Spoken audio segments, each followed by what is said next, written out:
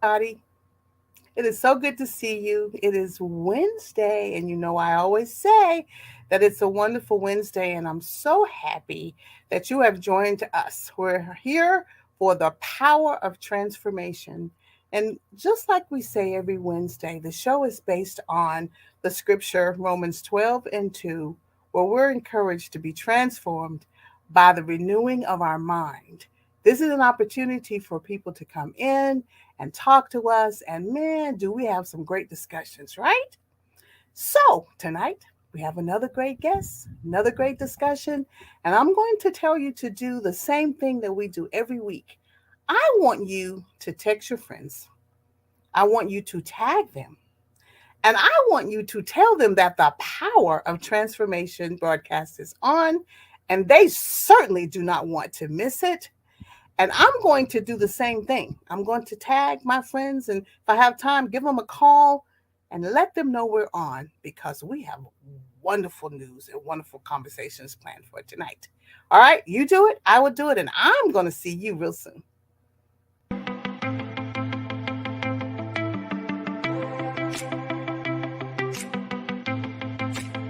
5. Pond 5.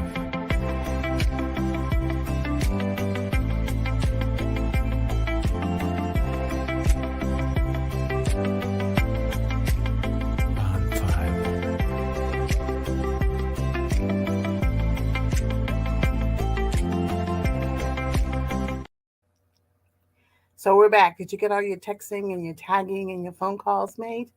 I hope so. Well, when we decided to do this show, I sat down and relaxed and said, God, who do you want me to invite on the show? And I got my sticky notes and I placed them on my wall. And this young lady's name was one of the first ones was on the wall. And worked and we got her in. And I'm so excited about having attorney Rhonda Kelly here tonight. And again, I go, I wish I had an applause track, but I'm going to do it myself because she has a passion, and her passion said, I have a passion for ensuring that God's people are properly represented. That is an amazing thing. And we're going to have attorney Rhonda Kelly come in and talk about this passion and the ways in which she properly represents God's people. Hello, attorney Kelly. Hello, it's good to Hello. see you. It's good to see you too. Welcome to our broadcast. I'm so happy that you're here. As I said, you were one of the first sticky notes, probably the yellow one. And I said, I'm going to keep trying to connect with her because have been described as being one of the best attorneys ever. Well, that And is that a blessing. it is, and that you take such good care of people. And we need that. So I want to talk. We're going to chat about this. What made you decide to be the attorney that represents God's people? Well, this passion actually started when I was 7 years old. So, when I was seven, I knew I wanted to be an attorney. And so that drive actually came from my great aunt. She waited until she was like in her 70s before she decided to go to law school. She went to Howard's Law School. She graduated, she passed the bar, and then she spent the rest of her life defending people. She was suing the government who were, doing the wrongs to the people. And I said, you know what, that is cool. I want to do that. When I grow up, I want to help right the wrongs and protect the people. So that was something I said I wanted to do. However, it was the summer right before I started undergrad. And as you know, college is not free. Mm. So I had to get a job. But I didn't want to flip burgers or do anything like that. So what I did is I started working at a bank. And I worked at that bank through the breaks and everything for undergrad. And so when the time came for me to graduate from undergrad, it was easier to just roll right into banking. And so that's what I did. Hmm. I started in the financial services branch as assistant branch manager, loan officer, and I was in the branch for about 5 years. After that period of time, I then moved into the training department where I became a regional training manager. And I supervised a group of 14 trainers in 4 different states. And so as I was driving one day to go visit one of my trainers. I was talking to God in the car because, that's what I do when I'm driving long distances by myself. I just have conversation with God. Mhm. And so as I was talking to him, he said, I haven't forgot what you want because I still want to be an attorney. He said, I haven't forgotten what you want, but I need you to bloom where you're planted. And I said, okay, great. I can do that. So I just kept going right along. And then he led me to take the LSAT, which is the entrance exam for law school. He told me to just take the test. He didn't tell me to apply to school, but just to take the test. So I took the test and I just held on to my scores. And a few years later, the bank that I was working for, another merger was announced. And I had been through multiple mergers, but this was like a major merger. And so I was walking at the track at lunch. I was at the Y and I was walking the track and I was having a conversation with God because, that's what I do when I'm walking at the track at lunch. And, he said, I guess we need to talk about this merger. And I said, yeah, we should talk about this merger. And he said, what do you want? Well, I had to pause because, when God asks you what you want to ask for the right stuff. That's right. So I said, this is what I would like to do.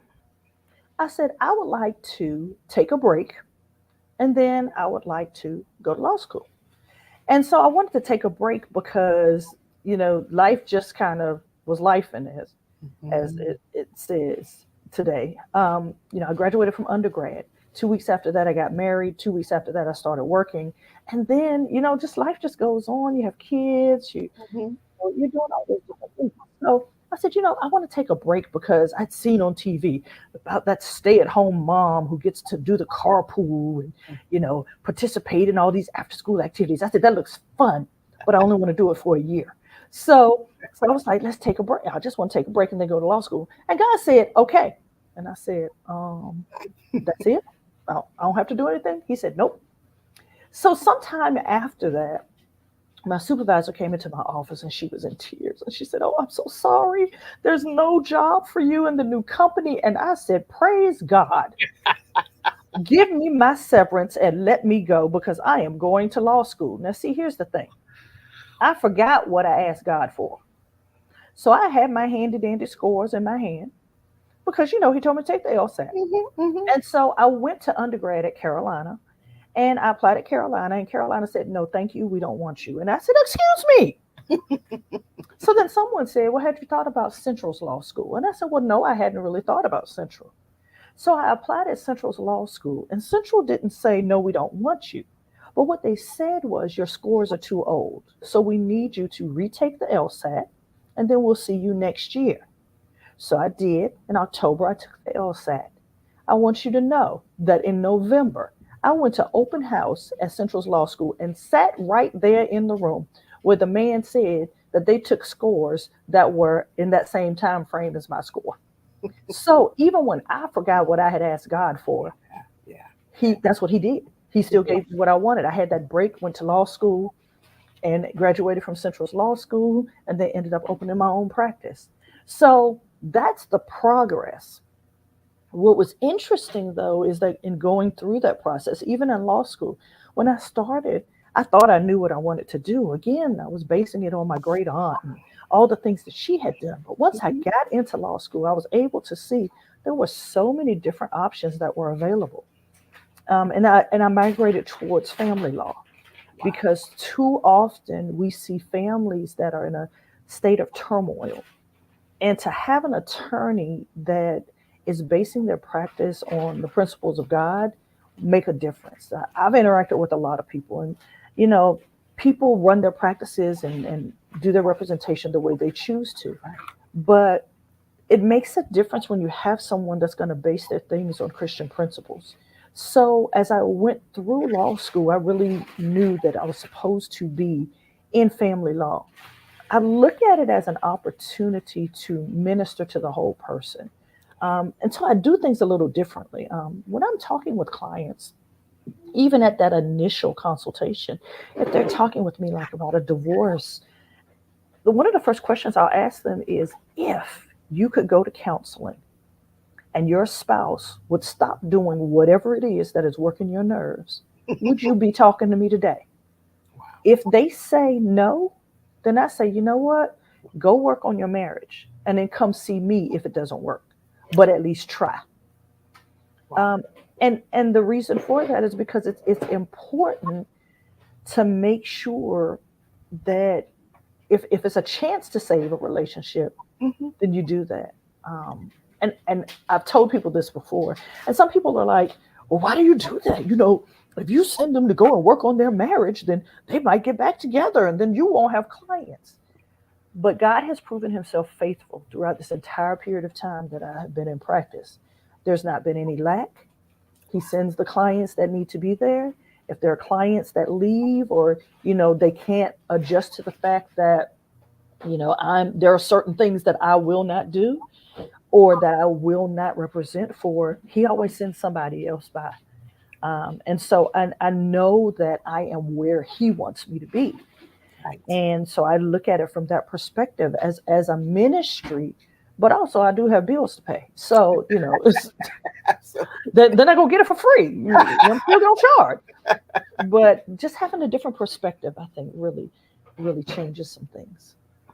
That ministry piece that you just said, Hmm. my heart just warms because having someone care Hmm. in that way would make me and anybody talking to you feel differently about attorneys. Hmm. That Hmm. you care and Hmm. that you're inspiring me to do the right thing. Hmm. Hmm.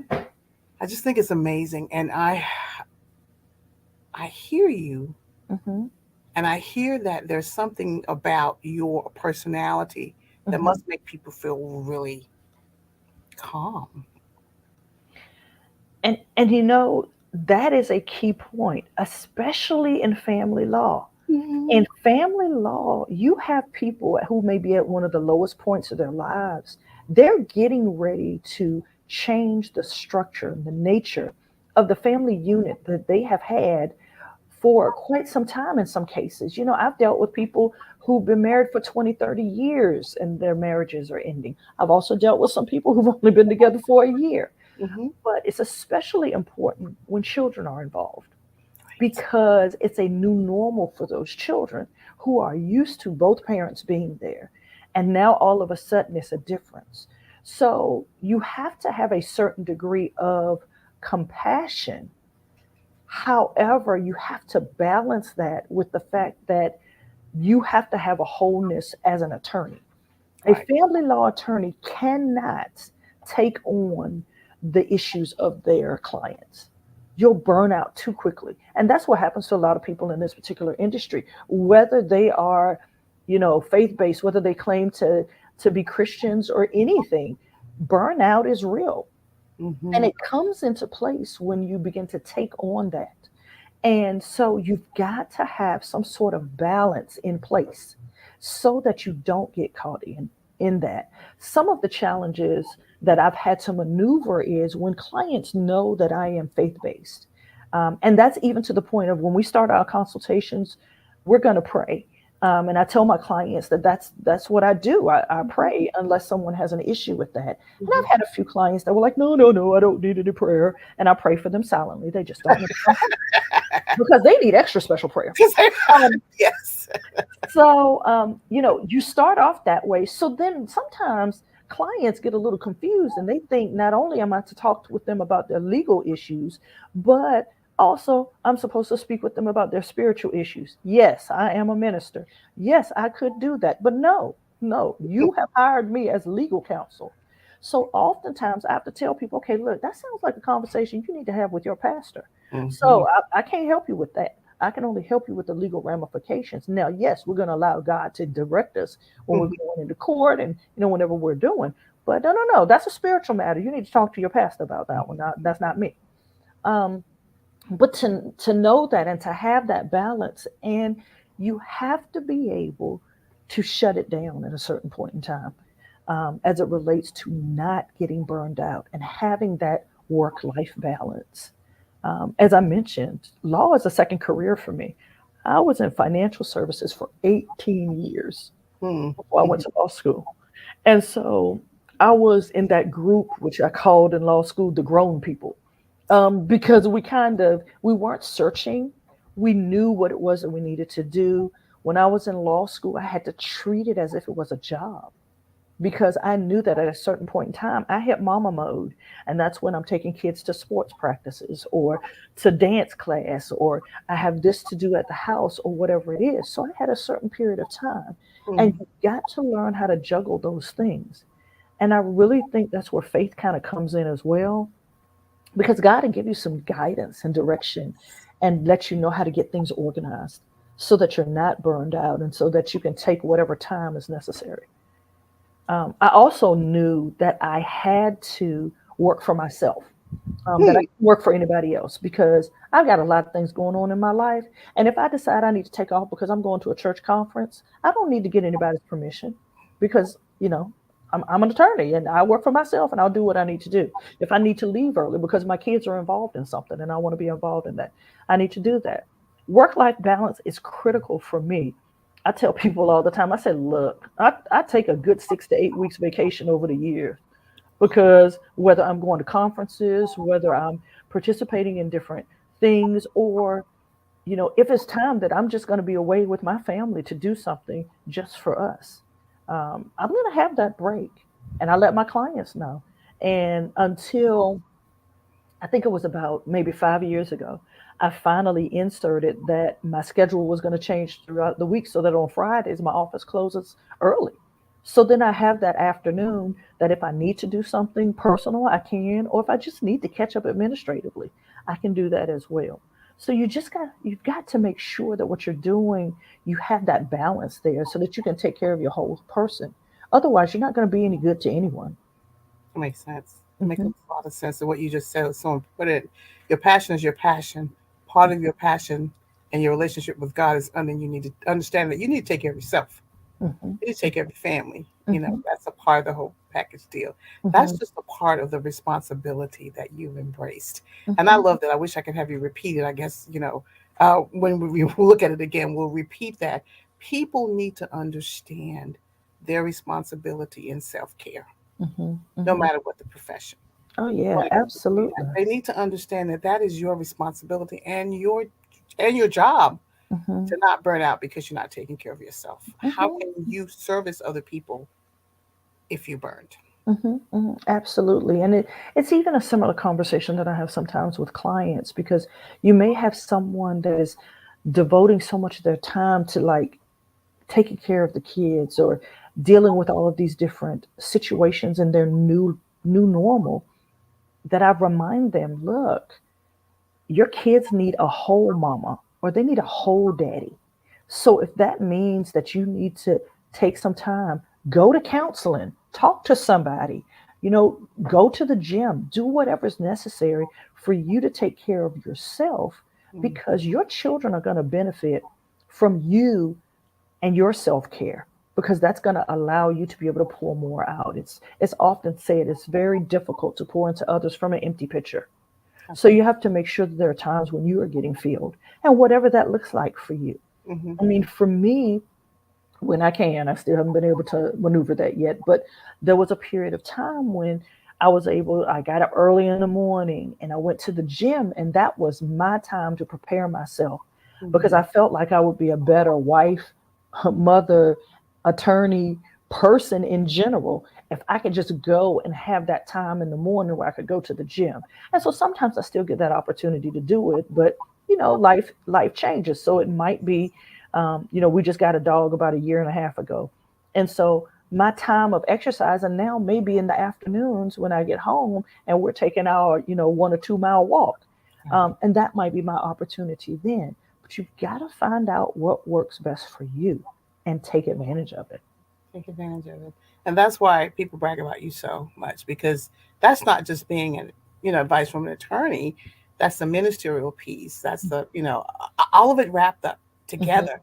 Hmm. I'm loving this. I'm loving Hmm. this. I Hmm. want to ask you a question though. I don't want to forget this part because I Hmm. think now I understand why people say you are the greatest. You don't have a lot of attorneys who really care about your soul, Hmm. or care about relationships, or care about you being burned out. Hmm. I Hmm. haven't heard that being part of their job description. Hmm. So I'm very excited about that. But one of the things I did read on your website was how Hmm. you are a mediator. Yes, yes. Yeah. So one of the things I talked a little bit about things that I discovered when I was in law school. So when I went into law school, the only concept that I had for dealing with family law matters was what I had seen on TV, or I had heard people who went and had to fight to the death in court.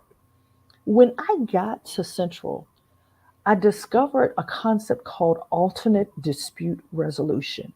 Mm. And one of the things that I also received in addition to my JD was a certification in alternate dispute resolution. And what that involved is going through learning skills for negotiation, mediations, even plea bargaining, if you were going to work with criminal cases, those types of things. But finding some way outside of fighting about stuff in court. And when I heard about a concept called collaborative divorce, it was mind blowing. I said, "What? You can do a divorce and settle all those things without fighting in court? What in the world?" And it was that concept that, at least with collaborative divorce, it's one of those things where everyone agrees, oh, we're not going to court. Yes, we have property to split. Yes, we have to make some decisions about what's going to happen with the kids, but we are going to sit around the table, all of us, and we're going to figure out what we need to do. We're going to call in experts if we need to call in experts to help us to make this decision. But that's what we're going to do. And so that really opened up my eyes to using alternate dispute resolution options to settle issues. And one of the things that I tell my clients from the very beginning, and it's even in my contract, that my firm is a believer in negotiation, that my firm is a believer in alternate dispute resolution. So I will try to negotiate up until the time we have to stand in front of the judge. And that has to be something that my clients are okay with. Sometimes they are, and sometimes they aren't. And when they aren't, that's when we have to to separate. Um, so that's one aspect of like the mediation or alternate dispute resolution. The other component is the faith-based mediations, and that is tied to the scripture that talks about the fact that believers should not be fighting about their issues in court. Instead, there needs to be another resolution that is there. And so, one of the things that I did as part of my project for my certification in alternate dispute resolution is I did a project where it talked about how to incorporate mediation in faith based organizations. And I had an opportunity to interact with several different types of denominations to say, what do you do when you have a dispute? And I was amazed at how many that I spoke with, and the majority, and these are mainstream denominations and ministries, they don't use alternate dispute resolution.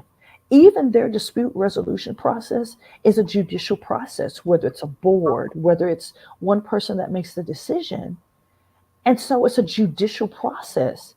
And so I was able to give a proposal for how to incorporate Mhm. mediation as a means, specifically within the faith based community, of solving issues without having to go and fight about things in court. What it does when we take our things out into the court is that then puts a blemish on the testimony that Right. can go forth of believers, and those who don't believe will say, well, what's the point of me even believing? Y'all are fighting in court and doing all this stuff just like we are. So Right. what's the difference? So that's a major point as well, of trying to incorporate faith-based mediations, whether it's a denomination, whether it's just a ministry that needs some help in working through some some problem solving or conflict resolution, as well as offering that opportunity to individuals who may be having a dispute and they don't necessarily want to go to court to fight about it. Maybe there's a way we can sit down and try to come up with some sort of resolution that's going to make it so that everyone is accepting of it. A truly successful mediation is one where no one gets everything that they want, but everyone gets something that they can live with. And that's kind of what the focus is. That's an amazing point. As you were speaking, I was thinking about what you said about how people don't like it when Christians fight, Hmm. and they don't, and Hmm. they look to us to have those types of skill sets, and many of us do not. We could Hmm. spend the rest of this broadcast just talking about a lot of people who don't have the conflict resolution skills, Mhm. Mhm. or their only conflict resolution skill is to scream and yell at each other or Mhm. shut down and say nothing. I mean, you know what I'm saying? Mhm. And the problem is not resolved. Mhm. So I'm Mhm. excited about having someone who can help us, Mhm. Mhm. who Yeah. can really help us. And part of, as I mentioned, previously in my former life, I was a regional training manager, and so I did training and developed training materials and different things like that. Oftentimes, I think about what a benefit it would be to do more of the conflict resolution and alternate dispute resolution training for even young people. So you see all of these different things in the news about uh, people resolving matters by fights or guns or different things like that. But to start even as children or as youth to say, hey, there's a different way to solve this problem, and let it carry over even into adults, because it's not just the young people that are using guns to Right.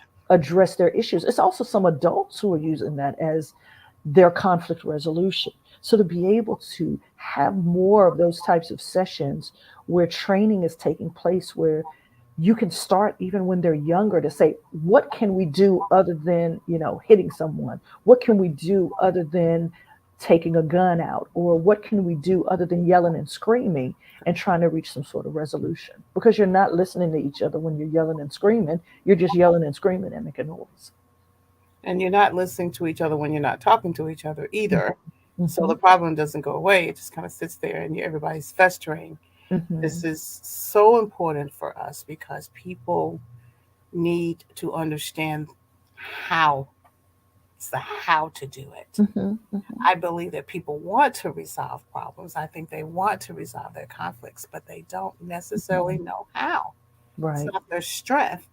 I don't see it on many agendas in my area. It's certainly not taught in a lot of churches. Mm-hmm. And I believe it is something, that would be really cool to have as a seminar. Mm-hmm. Mm-hmm. Absolutely, absolutely, and um, it has to be some buy-in that's there as well. Mm. Again, you have some people who are used to doing things a certain way, and no, we didn't talk about things like this, and we didn't do that, and it's this new age stuff of trying to go through and talk it out. The role of a mediator or even an arbitrator or someone in that role as an alternate dispute resolution practitioner, their role is to help everyone hear each other. Gotcha. Their role, especially with that of a mediator, is to help you hear each other and then to make recommendations for compromise. It's similar, and it's actually been going on, not necessarily in the church, but in other areas. I know that one of my professors, she actually was a part of the Olympic committee that handled disputes. So if there was an issue with uh, one athlete, and maybe they may have offended someone in some other way, or they didn't follow necessarily all the rules, instead of them going the route of going before whatever the board was, they would have these mediators that would come in and try to resolve the issue. Sometimes you'll find that even in politics or even with countries in different disputes, they'll have people that go in and try to help to negotiate. And so it's not something that most people have seen, because the norm has been, let's just fight about it, let's just argue, and I'm right and you're wrong, and that's it. Hmm. But maybe everyone's right, maybe everyone's wrong, and there's a happy medium you can get to. Wow. Okay, so my time's flying. You're gonna Mhm. have to come back. So how can we get in contact with you? I want to talk about this mediation a little bit more because I just really feel like that is probably one of your special callers. I can see you sitting Mhm. and really helping people hear Mhm. Mhm. what they need to hear. Mhm. Because Mhm. when you're arguing with each other or yelling, you're not hearing. Not at all. And even when you've completely shut down, nobody's listening. Mhm. To have Mhm. someone help you, I think that's priceless. Mhm. Absolutely. I think families need that. Mhm. A lot of families need Mhm. Mhm. Absolutely. And too often what happens is families who are in the midst of dispute, one person or the other will go and speak maybe with a attorney or speak with their friends, or they'll Google things, and they won't even know that there's a possibility of reaching a resolution totally outside of the confrontational aspect of it. Because sometimes what happens is, once you listen, what you thought was the issue is not really the issue. And it's something small. I know oftentimes we've had mediations, and I tell clients, you will be surprised at the power of an apology. Sometimes people are going through this and they go to the extreme of being so confrontational because all they really want to hear is the other person say genuinely, I am sorry I hurt you. I Wow. am sorry that I did this to you. I have been in situations in the mediations where the other person says, genuinely, now, not just saying it to be saying it, I apologize. I didn't realize that that hurt you so much. Wow. And it just softens the atmosphere so much more that you're able to get resolution. They don't really care about the forks and the spoons and the knives and the pictures on the walls. All they really wanted was that apology. So now the atmosphere is more conducive for a resolution. They wanted the acknowledgement of the pain that they were feeling Hmm. and the pain that you caused them. I call it the collateral damage Hmm. Hmm. from the argument or from the unresolved issue, Hmm. allowing them to say, I just need for you to apologize to me. Own Hmm. it. Right. Millennials say, you need to own that Yeah, exactly. and own it. And it just, even just as I'm thinking now, there's a scenario that's in my head. Once somebody says, I blew it. I'm sorry. Hmm. Hmm. We settle down. Hmm. Exactly. But getting to Exactly. the I blew it stage is not easy. Yeah. And that's where that pride comes in, honestly. No one wants to be wrong. No. If you have to apologize, then that means something you did was not correct. And we, I think, place a lot more importance on ourselves. So how dare us have to say that we didn't do this right? And there are people who I've dealt with that they're just like, no, I'm not going to apologize. They don't need an apology from me. And I'm like, okay, recognize you would save yourself a lot of money, a lot of heartache, a lot of drama. If you can find it within yourself to recognize that whether you intended for it to hurt this person or not, it did. He did. And that's the truth. And the Bible Mhm. talks about how the truth sets us free. Mhm. So there's the Absolutely. miracle of a lot of things happening simply because you're able to say, I'm so sorry. Mhm. you know, it makes you feel weird though to say I'm sorry. Yeah. Yeah. I mean, to be truthful, we're like, oh my God, Mhm. just to get the words out, it's Right. hard. Right. Sometimes you have to write them down and send a text because Mhm. it is hard, Mhm. but it's needed. Exactly. Exactly. But these are the kinds of things that you uncover when you're trying to negotiate, and when you have that third party neutral that it has no ties to either person. So, I don't have a dog in this fight. I'm just here to try to help you guys come up with a resolution. And I think even, in North Carolina, in our court systems, the realization has been there that there is power in that mediation. There's some counties that even in their courtrooms, they have volunteer mediators who are there prepared to talk with people who have actions there in court. But maybe it's a situation that if they just have somebody to try to help them walk through their one issue, they may be able to get a resolution without having to bring it in front of a judge. I can see that being so powerful if the person feels like they don't have a voice. A lot of people are shy, Hmm. they're not accustomed to managing their emotions. Hmm. So they may shut down, and having that mediator come in and give them their voice, that can just change your entire scenario. Absolutely. Absolutely. I'm absolutely loving it. So how can we get in contact with you? So I do have a website, and my website is www.kelly_familylaw.com. So you can reach me there. There's a link there that is a contact link. In addition, I do have an email address, which is Kelly Law. It's Kelly Law 10 at frontier.com. And you can also access that from the website as well as the phone number for my office, 919 And so that's how I can be reached. And if I'm not there or if I'm in a court, You can Leave a definitely message. leave a message and I will respond also to those emails. I'm a one person show. Okay. So aside from interns, and I did want to mention something about that about my interns, it's just me that's doing all of the different things, which people get surprised when they're like, oh, you're the attorney and you're answering your phone. And I'm like, yeah, I like to connect with my clients. But Wow. one of the other things that I also like to do is I always like to pour into those up and coming attorneys. So I partner with Central's Law School, and I will typically have at least one intern every semester and in the summer. And that intern gets to come and they not only get an opportunity to kind of see how you run a practice, but my goal is for them to experience some of the things that you don't learn in school. And I think back to when I first got started, and Central did a great job in preparing us and making sure that we were ready to be there. But there are some things that they just couldn't teach us because you had to actually live it. And I want to be able to impart that into those up and coming attorneys. And so I'll typically have interns that will come through and I tell them, I said, look, I'm not a hand holder. So you let me know if you need some help. And I'm just going to keep piling it on you because my goal is that throughout this semester or this summer, you get exposed to a lot of things. So I may have interns that are in with me and give them that opportunity to learn what it means to be an attorney.